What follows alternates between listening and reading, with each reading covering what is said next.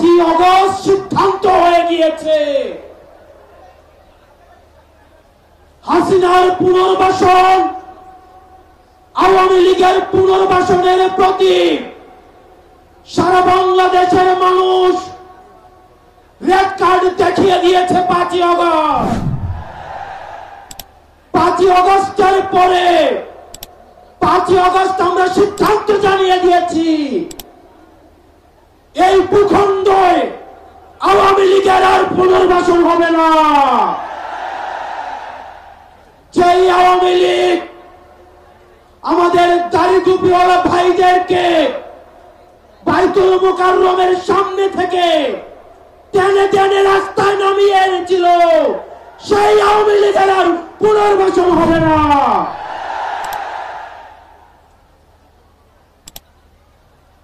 প্রিয় সংগ্রামী সহযোদ্ধা, অত্যন্ত পরিতাপের বিষয়, আজকে 8 মাস পরে এসেও আমাদের দেশের অনেক রাজনৈতিক দল, অনেক রাজনীতিবিদ আমাদেরকে বারবার করে মনে করিয়ে দেয় আওয়ামী লীগ নাকি রাজনৈতিক দল, এবং এই রাজনৈতিক দল নিয়ে সিদ্ধান্ত আসার এখতিয়ার নাকি তাদের নেই।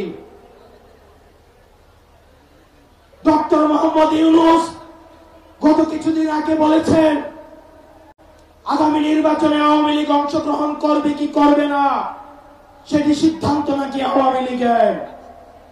ডক্টর মোহাম্মদ ইউনূস, আপনি ভুলে যাবেন না আমরা আপনাকে ক্ষমতায় বসিয়েছি। আওয়ামী লীগ নির্বাচন করবে কি করবে না, আওয়ামী লীগ আসবে কি আসবে না, এই সিদ্ধান্ত নিয়েছি আমরা। আওয়ামী লীগ মারা গিয়েছে বাংলাদেশে, আর জানাজা হয়েছে দিল্লিতে। আমার ভাই আবরার এবং শহীদ আবু আলিফের রাস্তার উপরে পাড়া দিয়ে এই আওয়ামী লীগ বাংলাদেশে আসবে না। এই সংস্কার আমাদের দেশের সবচেয়ে বড় সংস্কার, আওয়ামী লীগকে নিষিদ্ধ করতে হবে। কোন কিন্তু অথবা নেই, আচ্ছা দেখছি এরকম কিছু নেই, আওয়ামী লীগকে নিষিদ্ধ করতেই হবে। আপনারা ভুলে গেলে চলবে না, আওয়ামী লীগ কোন রাজনৈতিক দল নয়। ৭১ পরবর্তী সময়ে আপনারা দেখেছেন শেখ মুজিব সর্বপ্রথম বাকশাল কায়েম করে গণতন্ত্রকে গলা টিপে হত্যা করেছে। এই বাকশালী দিয়ে ৩০,০০০ জাসদ কর্মীকে হত্যা করে সারা বাংলাদেশে কসাইতন্ত্র কায়েম করেছে। আওয়ামী লীগের লুটপাটের কারণে আপনারা দেখেছেন ৭৪-এর দুর্ভিক্ষে ১৫ লক্ষ মানুষ মারা গিয়েছে। আমরা বারবার করে বলতে চাই আওয়ামী লীগ কোন রাজনৈতিক দল নয়, আওয়ামী লীগ হচ্ছে একটি সন্ত্রাসী সংগঠন। এই সন্ত্রাসী সংগঠনকে নিষিদ্ধ করার মধ্য দিয়ে আমরা সংস্কার দেখতে চাই।